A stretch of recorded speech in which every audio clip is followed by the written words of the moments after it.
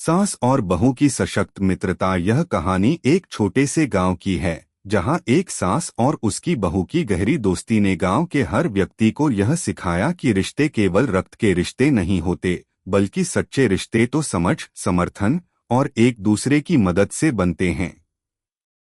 इस गांव में दो महिलाएं, सुशीला देवी और उनकी बहू मोनिका का नाम विशेष रूप से लिया जाता था।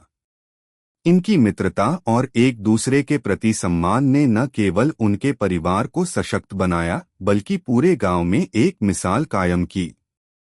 अगर आप अपनी मां से प्यार करते हो और उनको हमेशा खुश देखना चाहते हो तो चैनल को सब्सक्राइब करो, लाइक करो, जय माता दी कमेंट करो। बहुत ही जल्द आपको खुशखबरी मिलेगी। प्लीज वीडियो को लास्ट तक जरूर देखें। अब आगे सुने शुरुआत। सुशीला देवी एक सरल, परंपरावादी महिला थीं, जिनका पूरा जीवन घर की चार दीवारों के भीतर बसा हुआ था।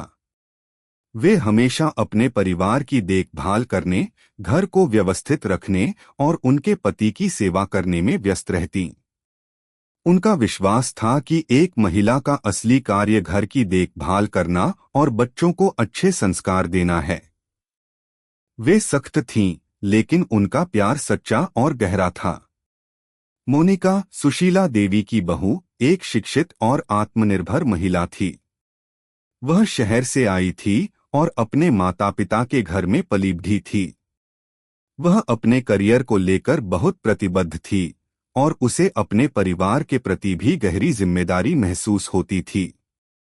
जब मोनिका की शादी सुशीला जी के बेटे से हुई तो उसे पहले से ही यह डर था कि उसकी सास के साथ उसका रिश्ता कैसा होगा।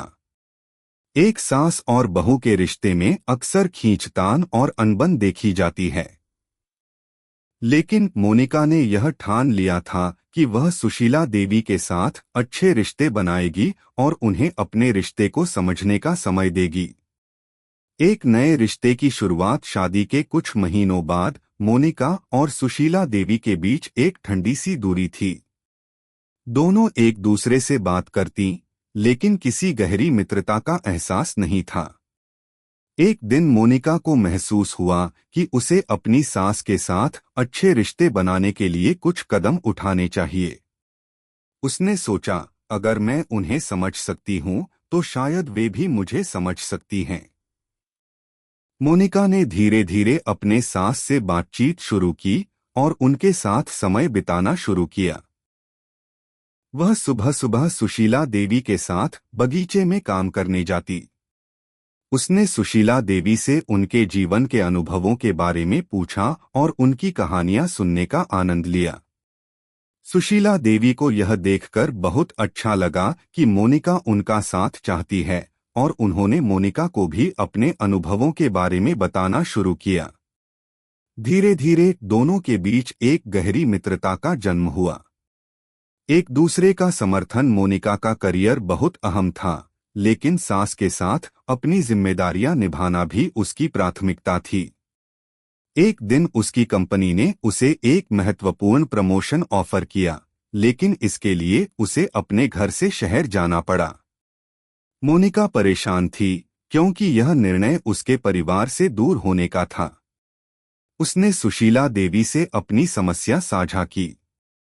सुशीला देवी ने उसे बिना किसी आलोचना के पूरी सहानुभूति दी और कहा, मोनिका, हर महिला को अपनी पहचान बनानी चाहिए और अगर तुम इस अवसर को छोड़ देती हो तो तुम हमेशा पछताओगी। तुम्हें अपने सपनों को पूरा करने का अधिकार है और मैं जानती हूं कि तुम इसे बहुत अच्छे तरीके से संभाल सकोगी। मोनिका ने अपने सास के शब्दों से प्रेरित होकर अपनी नौकरी को स्वीकार किया।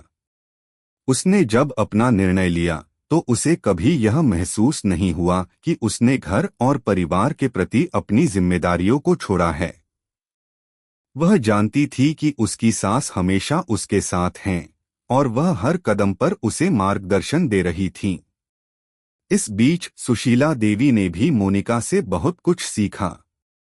वह पहले सोचती थीं कि महिला का स्थान केवल घर के भीतर होना चाहिए, लेकिन मोनिका ने उसे यह समझाया कि महिलाओं को अपने सपनों और आकांक्षाओं को भी जीने का अधिकार है। चुनौतियां और समाधान। एक दिन गांव में भारी बारिश हुई और सड़कें जाम हो गईं। गांव के कई लोग घरों में फंसे हुए थे और कई परिवारों को भोजन और अन्य सहायता की आवश्यकता थी। सुशीला देवी और मोनिका दोनों ने मिलकर सभी परिवारों को भोजन पहुंचाने का निर्णय लिया। सुशीला देवी ने गांव की पुरानी परंपराओं के अनुसार सभी को घर में बुलाया और घर का बना हुआ खाना वितरित किया। मोनिका ने अपने सास की मदद की और रसोई में उनका साथ दिया। दोनों ने मिलकर न केवल भोजन तैयार किया, बल्कि गांव के हर परिवार को यह महसूस कराया कि वे अकेले नहीं हैं। यह समय था जब गांव के लोग मोनिका और सुशीला देवी की मित्रता को असली रूप में महसूस कर पाए।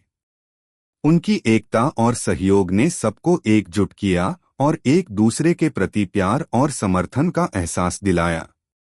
सास और बहू की सशक्त मित्रता। समय के साथ सुशीला देवी और मोनिका की मित्रता और भी गहरी हो गई। दोनों एक दूसरे के जीवन के महत्वपूर्ण हिस्से बन गईं।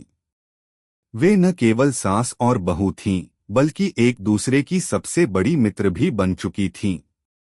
जब भी किसी को कोई समस्या होती, तो वे दोनों मिलकर उसका समाधान ढूंढती।